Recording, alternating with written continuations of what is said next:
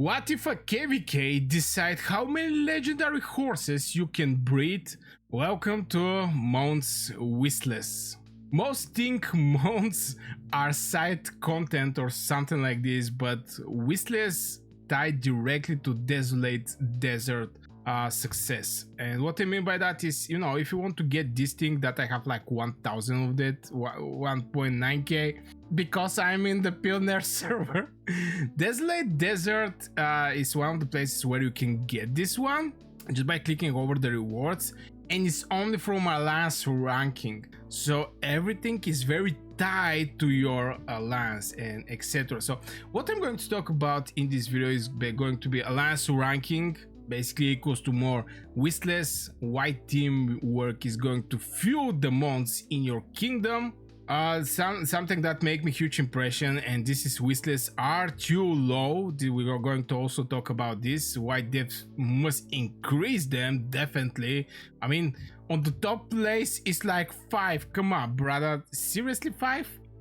1? This is basically one horse, and imagine if it's rare, because for legendary 0.03%. So if you have a legendary, is maybe like having King Arthur or something extremely rare. Okay, we're going to also talk about breeding long term. Horses need tons of Wishless to actually get some decent breeding. We're going to also check it out just a little there.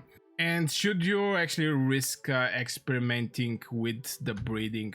So first thing I'm going to start is going to be Alliance rewards. It's definitely, wow, look at this thing, 5, 4, 3, 2, 1. And obviously you have a decent chance to get 1. You have decent chance. I mean, if you have like 4 kingdoms there, and each kingdom have like 3 alliances inside, it's like 12 alliances, so you have a decent chance to be in the top 10, your alliance specifically. So maybe you're going to get 1 pony per one pony per desolate desert. Obviously this is not the only place where you can actually get this one. It's also from the Fireland Frontier. This event is still not yet, so I'm not quite sure how much you can actually get from there, but by looking the Desolate Desert, I start getting an idea how much you can actually get from there. And obviously here, to be on the top of the food chain or your alliance to perform the best and getting our place, getting these juicy points and etc., is going to need crazy teamwork. How do you maximize your Wishless? This is the way. This is the way. If you're asking yourself how to get more, it's only one way, basically be on the top, and this is by ranking. And this is our place, how much time we're going to actually have that occupied, because this is the majority. This is the place where the majority of your points is going to give you. It's like 9.6 million points per hour, which is absolutely crazy. So yeah, if you want to get more of this thing, you have to just be on the top alliance, which, let's be honest, I mean, yes, you may be in the kingdom like this, but that is extremely strong. But are you in the right alliance? Still 200 people, let's say, is going to have the opportunity to get like 5 of this Mount Wishless, which is still good amount. But yeah, it's going to request a lot of teamwork. Now, the next thing is obviously why the devs must increase them. Do current rewards feel fair? Yes and no. Yes, because there is a decent chance you're going to get at least 1 pony, but at the same time it's nothing. I mean, I make 1000 pony summons, 1000. And if I make like 10 searches, okay, my inventory is full. We're going to also talk about the breeding, but it's going to be a little late. Okay, I have to make some space right here. The majority of the ponies, as you can see, is not having any traits. So this one is having no traits, and this is the power from the ponies, just having traits. And if you have like 2 pony, this is epic one, let's say it from there, but the chance to get a trait is 50%, and traits is actually what making the difference. So yeah, I'm going to breed these two ponies.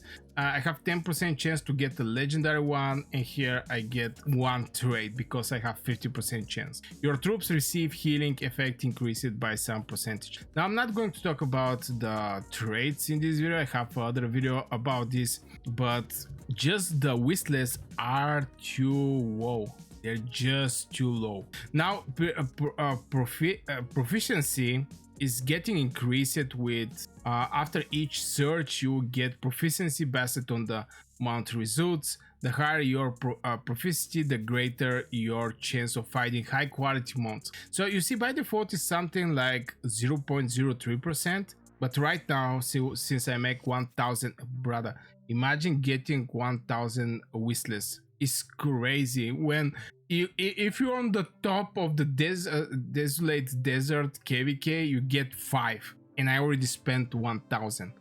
It's crazy. 0.11% is basically 0. It's like 4 times better from what was, close to 4 times better from what was here, which I definitely think the rewards here should be increased from the desolate desert. Just this thing is not going to help that much. I mean, you're going to get 1 pony, but you have like 3 heroes, you have 5 legions.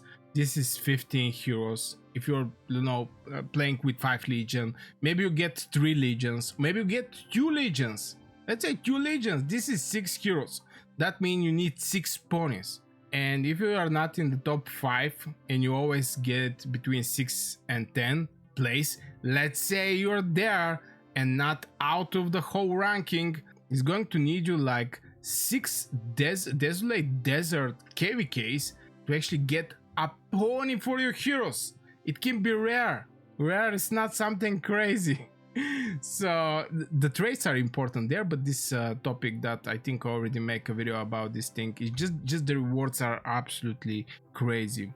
And definitely I think the devs should increase these rewards, because it's not only getting a pony, but players want to not only have rare ponies. Because if you go in the search, okay, we're going to go in the search, the probability you're going to see is mount attributes ratio. Okay, we don't care about this thing, but yeah, if I go in the proficiency, you're going to see it's like 90% chance to get a rare pony. Again, traits is important there, but you have 90% chance to get a blue pony, basically a rare pony. 9.09% to get an epic one, and I don't want to even say for the legendary. So most likely going to get rare ponies, and from there you want to get and make this pony, and there is no guarantee this pony is going to have any kind of traits. And from there you have to go in the breeding center and start in maybe making these ponies more stronger. Now from the breeding center, actually is way more easy to get a legendary pony. I mean, this is one of the things I have to mention. Now if I get this one and I add it, and I get this one and I have like 10% chance to get the legendary one. So here is the thing, here is way more easy to get the legendary pony, okay? Because it's actually 10% from this to get the legendary pony from the searches. It's just crazy. So people are going to count over breeding a lot. They're going to count over this thing a lot. And I'm going to just continue breeding. I'm going to make like 2 more breedings, so I can have some free space to actually make some searches. Like I can make 10 searches. I have a video on my channel where, oh, this is a legendary. See, it's way more easy to actually get the legendary by breeding if you have a lot of epic one, which is having like 9% chance to be get it from this, to actually draw this pony from the searches. Okay, I'm going to make also this one breeding, and we're going to see what we're going to get. Is going to be epic, and I'm going to make 1 more. Obviously the attributes of the pony is not something that people care about, but it's still something that is part from this whole game and is giving something in extra.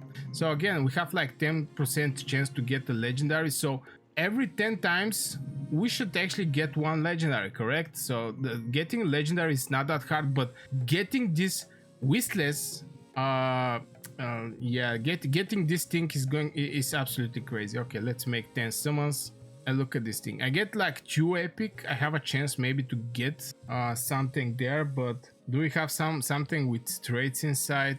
I have no idea. Okay, most likely I cannot actually see it like this, but yeah, it's just the rewards are very low. I mean, and the breeding is going to be the long-term solution, and you need tons of horses. And you need tons of horses to actually achieve and get some good horse. And if you're not lucky and your horse is not having any traits, you can make 2 horses with no traits, and you have 50% chance to get a horse with 1 trait, which is fine. But this is a pony with 1 trait. This is healing armor, and this is second pony with other traits that is having Tide Breaker. No traits, 10%, single trait, so basically sitting on the same place, 81%, double traits, 9%. So we have like every 10 times we can actually have a pony that is having 2 traits, which, you know, this is so much ponies that you have to breed to actually achieve some good traits there, and it's not guaranteed, and you need ponies with 1 trait. So if you have 2 ponies with no traits, 50% chance to get 1 pony with 1 trait. It's just so crazy, this one. But yeah, definitely teamwork, big grinding, and I'm not so sure how much you can get from the bundles, because I'm not quite sure we have the bundles. Yeah, for now there is no bundles here, so I'm not 100% sure what is going to be inside. But yeah, this is huge grinding. The mounts and adornments is becoming absolutely crazy in the Age of Empire Mobile. It's not a mechanic that's some game changing. Definitely, I think the gear and the rings is something that is way better from the ponies, but you know, this is something in extra that the people have opportunity to get to boost their legion more. And imagine if you have to grind years to actually make 1 pony strong, and if you have 5 legion, this is like 15 ponies that you have to make very strong. Yeah, it's 15 ponies. So yeah, I guess this will for this video, guys. I really hope you enjoyed. Don't forget to hit 1 like, subscribe to this channel, and I wish you a great day, and see you in the next video.